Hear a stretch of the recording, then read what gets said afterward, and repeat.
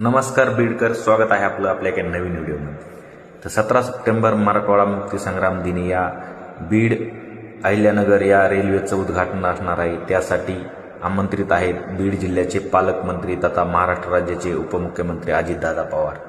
या बीड रेल्वेसाठी बऱ्याच नेत्यांनी योगदान दिलेलं आहे। त्यामध्ये प्रथमतः स्वर्गवासी केसरबाई क्षीरसागर यांचं नाव येतं। त्यानंतर बीड जिल्ह्याचे लोकनेते गोपीनाथरावजी मुंडे साहेब, त्यानंतर दबंग खासदार प्रीतमताई मुंडे, तसंच एक आवर्जून नाव घ्यावंसं वाटतं ते म्हणजे स्वर्गवासी अमोल भैया गलधर यांचं।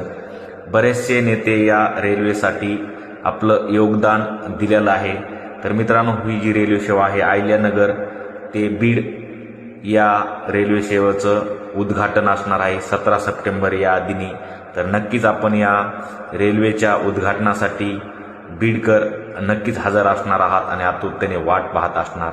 हा व्हिडिओ आवडल्यास जास्तीत जास्त शेअर करा आणि चॅनलवरती नवीन असाल चॅनल